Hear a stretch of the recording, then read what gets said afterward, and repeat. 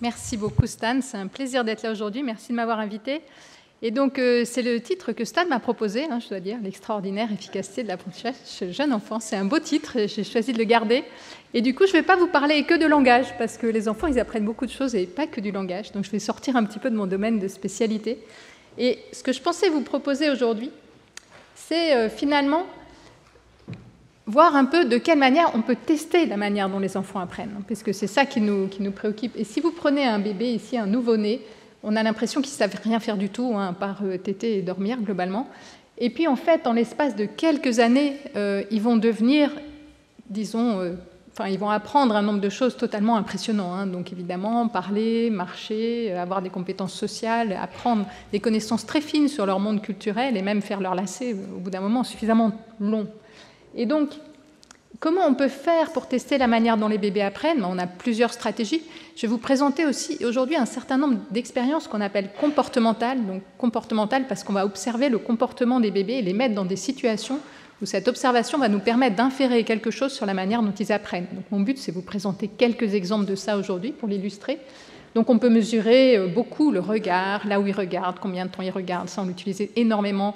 Chez les très jeunes enfants, on a utilisé la succion. Ce n'est pas une mesure très précise. On peut aussi regarder combien de temps ils recherchent un objet caché, par exemple, dès qu'ils sont un tout petit peu plus grands. Et puis, on a évidemment toute une panoplie de techniques d'imagerie cérébrale qui peut aussi nous informer sur la manière dont les enfants apprennent. Aujourd'hui, je ne vous en parlerai pas, mais il y a plein d'autres endroits où vous pouvez entendre parler de ça. Et donc, comment vous parler de l'apprentissage du bébé? Je me suis dit que j'allais choisir quelques exemples, vous montrer un peu un florilège. Donc, je vais vous parler un petit peu de l'apprentissage du langage. On va voir qu'effectivement, le langage s'apprend en contexte aussi chez les êtres humains. On n'apprend pas le langage en se faisant enseigner des règles de grammaire ni du vocabulaire, ça ne marche pas. Je voudrais vous parler de ce qu'on appelle la pédagogie naturelle, qui est un concept très intéressant, qui illustre la manière dont les enfants savent quand ils sont dans une situation où ils pourraient apprendre quelque chose d'intéressant, voilà, grâce à leurs congénères en l'occurrence.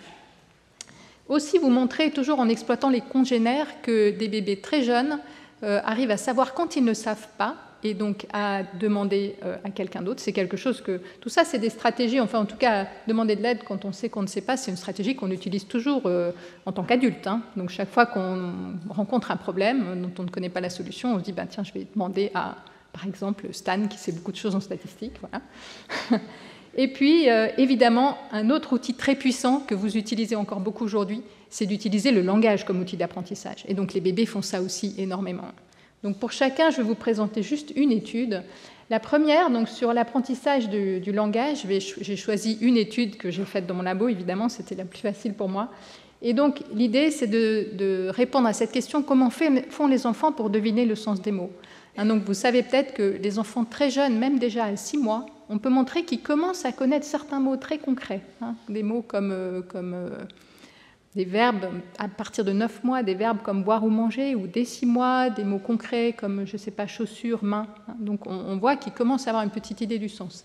Et puis à partir de 1 an et demi, 2 ans, leur vocabulaire explose, comme on dit. On appelle ça l'explosion lexicale parfois. Et donc cet accroissement très très rapide du vocabulaire appris par les enfants, on pense qu'il est rendu possible parce que les enfants, justement, exploitent la structure du langage pour l'apprendre, comme le font les réseaux. Et donc, il y avait cette hypothèse qui a été proposée dans les années 90 par Lala Gleitman, une très grande chercheuse qui travaillait aux États-Unis, qu'elle a appelée l'initialisation syntaxique. C'est cette idée que les enfants utilisent le contexte syntaxique d'un mot pour deviner son sens, donc sa position dans la phrase.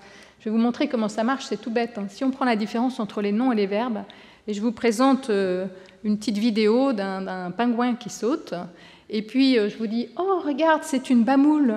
Et puis après, je vous dis « Tu vois, elle pirdale !» Eh bien, si vous êtes un bébé de 18 mois, vous allez apprendre que la bamoule, ça veut dire pingouin. Bon, ici, j'ai une pomme dans la main. Et pirdaler, ça veut dire sauter. Donc, en fait, on voit que les enfants dès 18 mois sont capables, tout comme vous l'avez fait ici, d'utiliser le contexte dans lequel je vous présente ce mot nouveau pour savoir de quel genre de choses il parle dans le monde. Et effectivement, quand on a un mot qui est dans une position de verbe, très probablement, ça va référer plutôt à une action. Tandis qu'un mot dans une position de nom a une meilleure chance de référer à un objet. Et les enfants très jeunes utilisent ça. Donc ça, c'est un fait intéressant. Donc voilà, à partir de 18 mois, ils font ça. La question qui nous intéresse vraiment quand on s'intéresse à l'apprentissage, c'est comment ils ont fait pour apprendre les contextes. Comment ils savent que quand ils entendent c'est une bamoule, alors sans doute bamoule représente un objet. Et donc, l'idée qu'on a développée pour ça, elle est encore une fois assez simple. J'aime beaucoup aussi le vocabulaire d'Alain. Les choses les plus simples sont souvent les meilleures. Et donc, c'est cette idée que si les enfants, dès 6 mois, ont réussi à apprendre le sens de certains mots donc, qui ont des référents très concrets, évidemment, ils n'apprennent pas des verbes comme penser et croire à 6 mois, mais voilà... je ne sais pas quoi, main, chaussure, ça c'est des mots dont ils commencent à connaître le sens. Mais en fait, ils peuvent utiliser ces mots qu'ils connaissent pour regarder dans quel contexte ils se produisent. Et ensuite, quand ils entendent un mot nouveau dans un contexte qu'ils connaissent déjà, ils peuvent projeter sur ce mot nouveau les caractéristiques des mots qu'ils connaissent déjà. Par exemple, un bébé qui sait déjà que girafe, c'est une girafe, un jouet girafe, quand il entend c'est une bamoule, il se dit bamoule, peut-être ça réfère à un truc qui est un peu comme girafe. Et ensuite, le un peu, il faudra définir à quel point c'est précis. Et donc, pour savoir si les enfants font ça, évidemment, on ne peut pas juste se contenter de regarder à quel âge ils apprennent X, Y ou Z. Il faut qu'on leur enseigne quelque chose de nouveau. C'est comme dans l'expérience d'avant, quand je vous ai dit on leur a enseigné 2 nouveaux mots, bamoule et pirdal. Maintenant, je veux savoir comment ils apprennent les contextes syntaxiques. Donc, il faut que je leur enseigne des nouveaux contextes syntaxiques. On n'a pas d'autres moyens. Ça, c'est un petit peu plus difficile que d'enseigner un mot nouveau, un mot de contenu, comme on les appelle, comme bamoule dans C'est une bamoule. Et la raison, c'est que des mots nouveaux, vous en apprenez tous les jours encore. Donc le lexique est très grand, on apprend les mots très facilement. Les mots qu'on appelle les mots grammaticaux, comme les articles, les auxiliaires, les pronoms, les elles et les une, ceux-là, on n'en apprend pas tous les jours des nouveaux, effectivement. Et quand on essaye d'apprendre un mini-langage, donc un langage artificiel complet, ça prend du temps et on n'arrive pas à faire ça à 20 mois. Même quand on fait ça avec des 5-6 ans, ça prend 5-6 semaines. Donc l'idée qu'on a eue, c'est de leur enseigner du pseudo-français, c'est-à-dire on prend tout du français et on va juste rajouter 2 articles. Et ces articles, ils vont leur permettre d'apprendre quelque chose. Donc je ne vais pas vous dire tout de suite ce que c'est. On va leur présenter un petit film, vous voyez, où on va parler en pseudo-français. C'est moi qui vais parler en pseudo-français en l'occurrence. Et alors je vous préviens tout de suite pour rendre la chose plus facile qu'à la fin, les bébés, ils ont une expérience comme ça. On leur présente ces 2 objets ici. Et ils entendent « Oh, regarde, co-bamoule » et on va savoir s'ils arrivent à deviner lequel des 2 est le bamoule. Ok ? C'est Colapin. Il a entendu Copoule rire. Colapin appelle Copoule. Youhou! Hop. Dis, tu me racontes ton histoire? Monte dans 4 acteurs avec Calivre. Hop. Oh. Hop. Oh. C'est dur avec Calivre. Bon, j'arrête. Les bébés adorent ça, et ils regardent un film un peu plus long. Et alors maintenant, est-ce que vous avez appris quelque chose, vous les adultes? Donc, si je vous dis maintenant « Oh, regarde, co-bamoule », combien de vous répondent que bamoule, c'est cet objet-là? Pas grand monde. Et si je vous dis co-bamoule, regarde co-bamoule, combien répondent à celui-là? Bon, j'ai vu 3 mains. Vous avez raison, c'est celui-là. Et donc, pourquoi? Parce qu'on a entendu parler de copoule et colapin, et 4 acteurs et calivre. Et donc, effectivement, si on cherche les points communs, quand on entend co-bamoule, on va se dire, est-ce que bamoule ressemble un petit peu à poule et à lapin? Finalement, celui-là, il a des yeux aussi, c'est un animé, donc peut-être c'est celui-là. Et la question qu'on se pose, c'est est-ce que les bébés font ce genre d'inférence? Donc, vous voyez ici, cette expérience a été faite avec des bébés de 20 mois. Ce que vous voyez sur ce graphe, c'est sur l'axe des X, donc le temps en millisecondes ici. Donc, il y a les 2 images qui apparaissent à l'écran, une à gauche, une à droite. Et puis, ici, on leur dit « Oh, regarde, co-bamoule », par exemple. Et puis, sur l'axe des Y, vous avez la proportion de regard vers l'image qui représente l'animé. Et donc, plus la courbe va vers le haut, et plus il passe de temps à regarder l'animé, plus la courbe descend vers le bas, plus il passe de temps à regarder l'inanimé. Et les 2 courbes, donc la courbe rouge, c'est quand on leur dit « Oh, regarde, co-bamoule », donc avec l'article qui correspond au nom animé. Et la courbe verte, c'est quand on leur dit « Oh, regarde, Capirdal », donc avec l'article qui correspond aux inanimés. Et vous voyez ici, effectivement, qu'il y a une période de temps, quand on leur dit « Oh, regarde, Cobamoule », où ils regardent plus l'animé que l'inanimé. Donc les bébés de 20 mois sont effectivement capables d'utiliser cette stratégie qui consiste à se reposer sur les mots et morphèmes grammaticaux. Quand on regarde c'est quoi les caractéristiques de ces mots et morphèmes grammaticaux, encore une fois, on revient sur la notion de structure qui est là dans l'environnement, et c'est ce dont nous parlait Stéphane tout à l'heure. ben, ces mots et morphèmes grammaticaux qui portent la structure syntaxique des phrases, ils sont très, très, très fréquents. Et donc, simplement, si on fait une analyse vraiment brutale, donc mettons, je prends un corpus écrit et je regarde les 3 premières lettres de tout le corpus, de chaque phrase du corpus, et je les classe par fréquence, ben, je vais trouver effectivement en faisant ça les mots grammaticaux. Donc de la même manière, en cherchant les syllabes les plus fréquentes, on va trouver les mots grammaticaux, etc.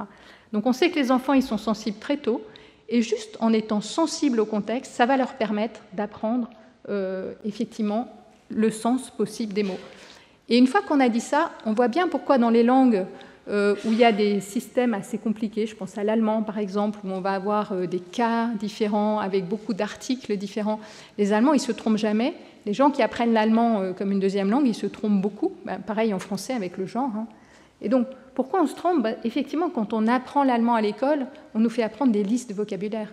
Si on apprenait plus en contexte, en immersion, ben, on saurait en fait quel type de mots précède des mots de contenu spécifique. Voilà. Et ça, c'est la manière dont les enfants apprennent.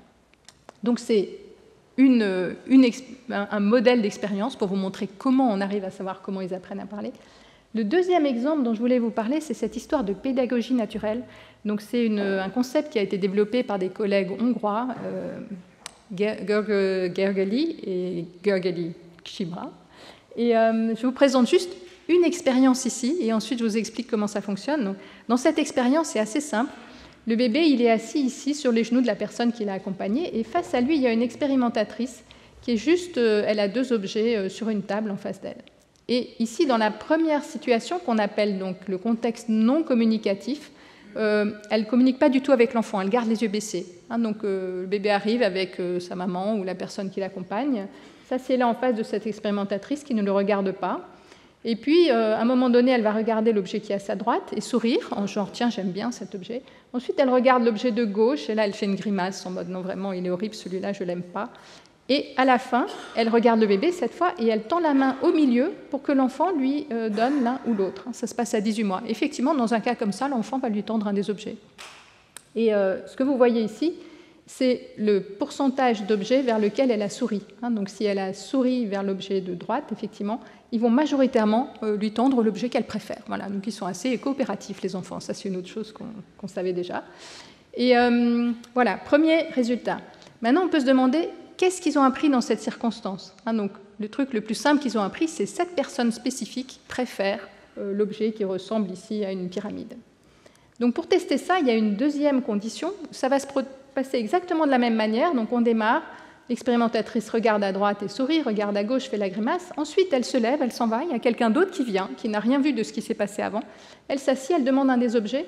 Et là, on peut se demander, est-ce que l'enfant va inférer que cet objet il est préférable pour tous les êtres humains ou juste pour cette dame qui est déjà partie maintenant? Vous voyez que le bébé, non, il ne fait pas du tout l'inférence que la nouvelle personne, elle va avoir la même préférence que l'ancienne personne. Aucune inférence comme ça. Si quelque chose, il est même en dessous de 50%, et ça, c'est juste l'attrait pour la nouveauté que les bébés ont. Donc l'objet qui n'était pas préféré, finalement, ils ont un peu envie de voir comment il fonctionne. Et alors, la condition expérimentale cruciale, maintenant, c'est celle-ci, où, encore une fois, c'est tout pareil, sauf qu'on va démarrer en instaurant un contexte communicatif. Et ça, dans cette expérience précise, ça va être tout simple, ça va être juste l'expérimentatrice commence en échangeant un regard avec l'enfant. Elle le regarde en face, l'enfant la regarde et la communication s'établit. Dans d'autres expériences réalisées par le même groupe, ça peut être juste en faisant « coucou bébé » au début de l'expérience. Voilà, il peut y avoir une simple voix qui établit le contexte de communication. Et donc ce qui se passe dans cette circonstance, c'est que l'enfant va faire l'inférence que puisque cette personne est en train de communiquer, instaure un contexte de communication, et ensuite fait une sorte de démonstration, il va se dire, tiens, ça c'est un contexte où il y a quelque chose à apprendre.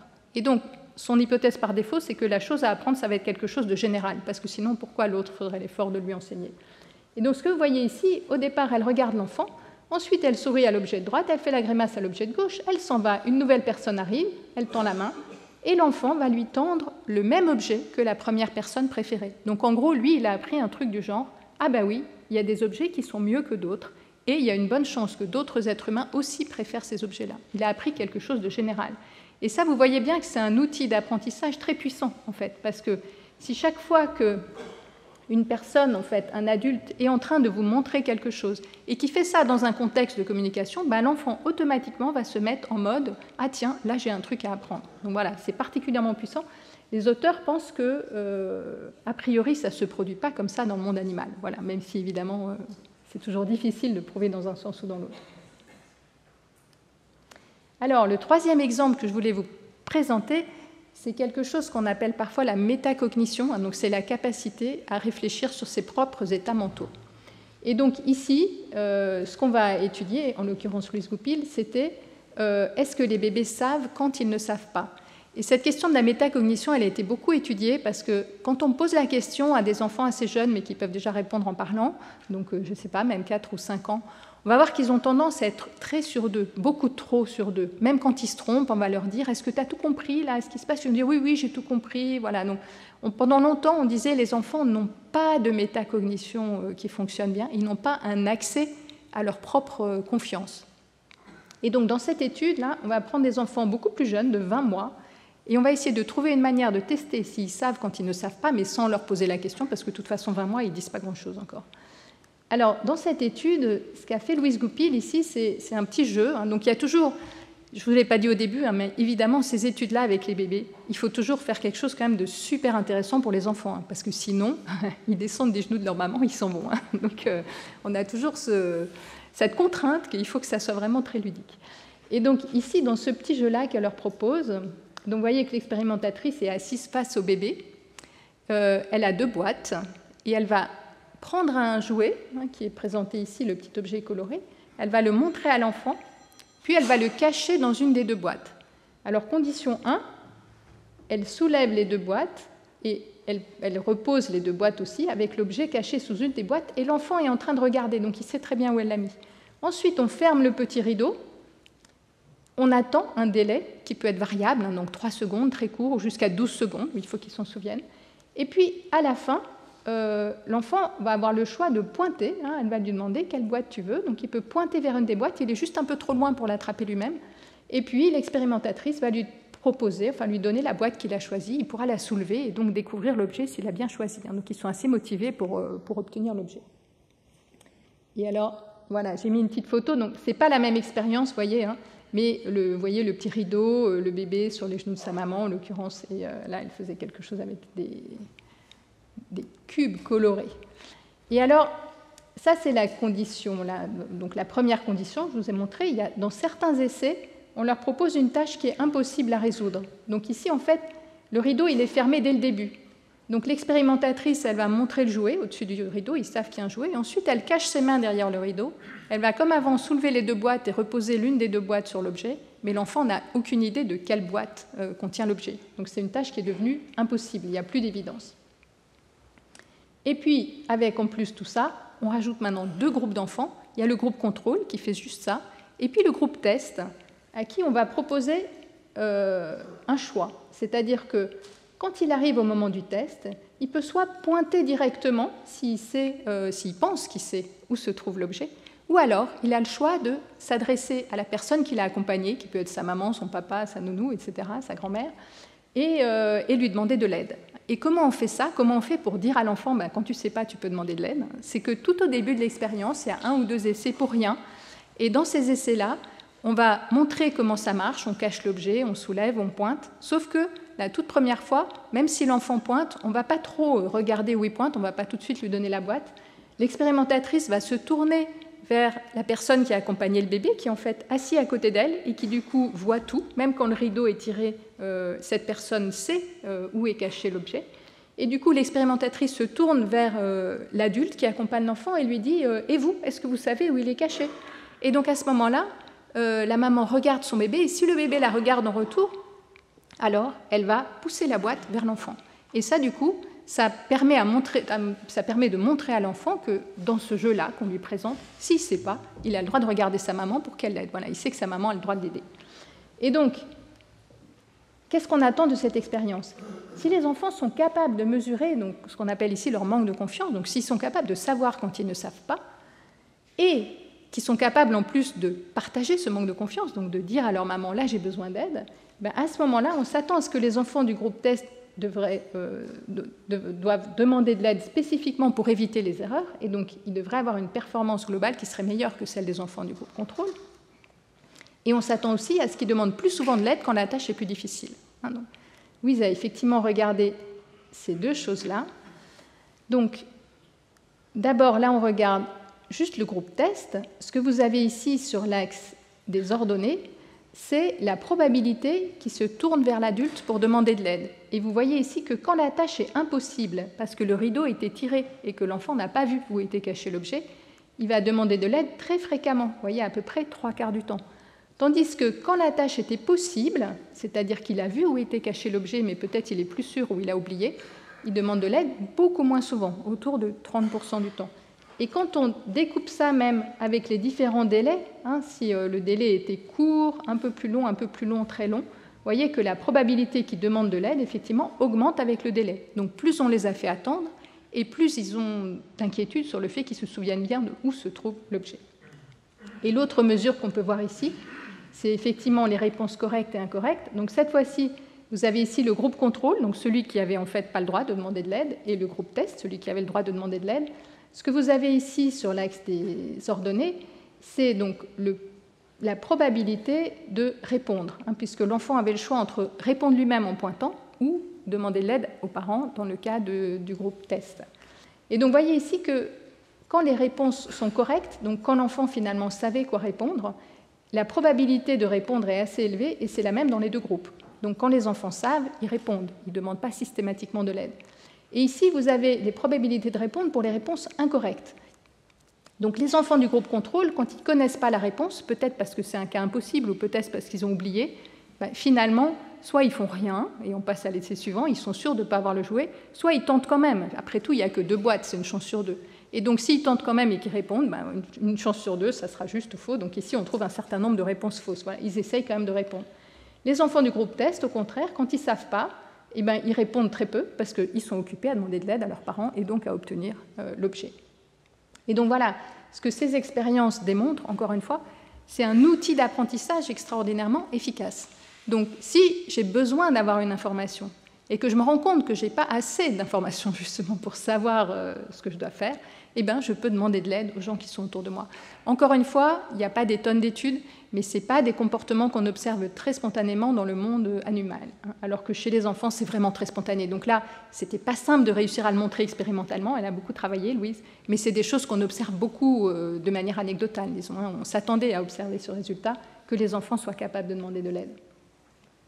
Et alors, la dernière étude que je vais vous présenter, c'est une étude parmi beaucoup qui illustre la puissance du langage comme un outil d'apprentissage. Et donc, pour cette étude, je vais faire un petit retour dans le temps. Là, c'est une expérience de Chou et Carré, vous voyez, en 1996, qui travaillait à l'époque sur la représentation des objets et qui avait trouvé un résultat très contre-intuitif. Donc, le dessin est un peu petit, je vais vous le mimer ici, sinon j'ai 2 objets, vous voyez.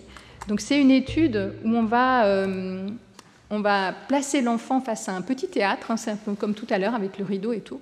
Et donc sur cette scène, il va y avoir un écran. Donc par exemple ici, ce pupitre. Voilà. Donc l'enfant ne peut pas voir ce qui se passe derrière le pupitre. Et puis il y a une expérimentatrice ou un expérimentateur caché, dont on ne voit rien, sauf peut-être quelquefois une main, qui va de derrière l'écran sortir un objet. Ici, je vous montre une pomme, voilà. Et ensuite, un autre objet va sortir. Voilà. Et puis à nouveau, on sort un objet, puis l'autre objet. Et puis ce qu'on fait à la fin, c'est qu'on va enlever l'écran. Donc là, tout à coup, on va voir qu'est-ce qu'il y avait caché derrière cet écran. Et là, il y a 2 choix. Soit quand on enlève l'écran, on trouve 2 objets. Ça, c'est ce à quoi vous vous attendez, vous les adultes. Soit de temps en temps, on a subrepticement escamoté un objet, on soulève l'écran et il n'y a plus qu'un objet là derrière. Vous, les adultes, vous devriez être surpris. C'est un tour de prestidigitation. Les enfants de 12 mois aussi, ils sont surpris. Quand on leur fait ça, ils se disent « ben non, il devrait y avoir 2 objets là derrière ». Les enfants de 10 mois, ils ne sont pas surpris. Et ça, c'était très contre-intuitif parce que par ailleurs, on sait très bien qu'à cet âge-là, et même bien plus jeune, les enfants savent que quand un objet est caché, il existe toujours. Donc ce n'est pas parce qu'ils croient que les objets ont disparu. Non, ça, ils ne font pas ça. On peut même montrer que dès 4 ou 5 mois, les enfants sont capables de faire des soustractions. Donc si on fait une expérience comme ça, il y a un écran, voilà. Je vous montre que je place un objet derrière l'écran, je vous montre que je place un deuxième objet derrière l'écran, maintenant je vous montre que je sors un objet et je le range ailleurs. Après, si je lève et il y a 0 ou 2 objets, les bébés sont surpris, ils s'attendent à trouver exactement un objet. Okay, donc ils sont capables de garder trace du nombre de choses qui se passent. Et donc quand ils ne sont pas capables de le faire dans cette situation, en gros c'est parce qu'ils pensent que finalement une pomme a pu se transformer en bouteille. Hein. Comme ils ont vu qu'un à la fois, ils se disent, ben, après tout j'en ai toujours vu qu'un, donc peut-être à la fin il n'y en avait qu'un et que la pomme s'est changée en bouteille, pourquoi pas. Hein, donc c'est qu'à cet âge-là, ce qui compte pour eux, pour individuer un objet, c'est plutôt la continuité spatio-temporelle, hein, le fait d'avoir vu la chose au même endroit, et pas tellement finalement les caractéristiques individuelles de l'objet. Donc ça, c'était surprenant, mais très bien répliqué. Et donc, je vais vous montrer quand même du coup les résultats de cette étude. Donc ici, on mesure, après le petit cinéma, là, on soulève l'écran et on regarde juste pendant combien de temps l'enfant regarde le résultat final, donc un objet ou 2 objets. Dans le cas présent, 2 objets, c'est ce à quoi on s'attend, donc ça ne devrait pas être surprenant. Un objet, c'est surprenant. Si l'enfant est surpris, il devrait regarder plus longtemps. Donc dans une étude comme ça, on mesure d'abord ce qui se passe dans une ligne de base. Donc maintenant, je prends des bébés qui n'ont pas vu le film, enfin, ils n'ont rien vu du tout, il ne s'est rien passé pour eux. Juste, ils arrivent, ils s'assoient devant, on lève l'écran et il y a soit un objet, soit 2 objets. Ni l'un ni l'autre n'est attendu. Quand on fait ça, ils préfèrent regarder 2 objets juste parce qu'il y a plus de trucs à voir, c'est plus intéressant. Donc ils passent plus de temps à regarder les 2 objets que le 1 objet. Voilà. Mais ils n'ont aucune attente. Et quand ils ont vu le petit film où ils devraient s'attendre à voir un seul objet et donc être surpris et regarder ça plus longtemps, vous voyez qu'en fait, il n'y a aucune différence entre ces 2 conditions, qui suggèrent que les enfants ne sont pas surpris. C'est ce que je vous disais à l'instant. Alors, le rôle du langage dans tout ça, donc quelques années plus tard, toujours Fei Shu a fait cette 2e étude, où maintenant c'est exactement pareil, sauf que, en même temps qu'on fait apparaître les objets, on va les nommer. Donc par exemple, on va dire « Oh, regarde, une pomme. Oh, tu as vu, une bouteille. Oh, regarde, une pomme, une bouteille, une pomme, une bouteille. » Et ensuite, on lève l'écran et on montre encore une fois soit 2 objets, soit un objet. Et dans cette circonstance, ce qu'on voit, c'est que maintenant, les enfants sont surpris quand il n'y a plus qu'un objet. Donc ici, vous avez toujours la ligne de base. On voit qu'ils ils regardent plus longtemps, quand c'est 2 objets qu'un objet parce que c'est plus intéressant. Maintenant, quand ils ont eu cette petite scénette avant où on leur a montré « regarde un canard, regarde une balle », ils vont regarder, vous voyez, légèrement plus longtemps la situation avec un objet qui est surprenante que la situation avec 2 objets qui est attendue. C'est ce à quoi ils s'attendent. Et ce qu'on mesure ici, évidemment, c'est l'interaction entre ces 2 conditions. Hein, ce n'est pas juste une différence ici. Et alors, la dernière condition dans cette étude particulière, c'est ce cas où, en fait, on va quand même nommer les objets, sauf qu'on va mettre le même mot pour les 2 objets. Donc je vais dire « Oh, regarde, un jouet. Tu as vu un jouet? Tu vois un jouet? Un jouet, un jouet. » Et quand on fait ça, à nouveau, les enfants se disent « Ah, finalement, il pourrait y en avoir qu'un. Peut-être que la pomme s'est transformée en bouteille, après tout. Hein. » Et donc, c'est ce que vous voyez dans ce dernier résultat ici. On retrouve la même chose que pour la ligne de base. C'est-à-dire que les enfants regardent juste plus longtemps là où il y a 2 objets parce que c'est un peu plus intéressant, il y a plus de choses à voir. Et voilà. Et donc, pour résumer un petit peu tout ce que je vous ai présenté, donc, il y avait cette étude sur comment les enfants devinent le sens des mots. Je vous ai montré qu'effectivement, les enfants exploitent la structure grammaticale des langues, ce n'est pas une surprise, hein, et que dans ce cas-là, ils se reposent beaucoup sur les mots et les morphèmes grammaticaux, qui sont des éléments extraordinairement fréquents. Je ne sais pas du tout où j'en suis sur le temps. Ça va? Ok. Très fréquents, souvent très courts, faciles à repérer. Les enfants les repèrent très tôt. Et donc les utilisent, en l'occurrence, comme informatifs sur les propriétés des mots qui les entourent. Donc un exemple d'un système d'apprentissage très efficace pour le langage et qui repose sur la structure du langage. Cette idée de la pédagogie naturelle, que donc les bébés vont interpréter spontanément certains indices sociaux, comme le regard direct ou comme le fait de s'adresser, de parler à un enfant, comme indiquant qu'ils entrent dans une situation d'apprentissage, en tout cas une situation qui a un potentiel d'apprentissage. Et donc du coup, dans cette situation, ils vont prêter attention à ce qu'on leur dit, à ce qu'on leur montre, pour éventuellement en tirer des généralisations sur leur environnement. Cette idée que les enfants très jeunes, donc 20 mois, sont déjà capables d'identifier les situations où ils ne savent pas tout et en plus sont capables de demander de l'aide. Donc encore une fois, une procédure d'apprentissage très efficace qui fonctionne bien chez l'humain, peut-être pas ailleurs. Et le dernier point, c'est que le langage lui-même est un outil puissant d'apprentissage.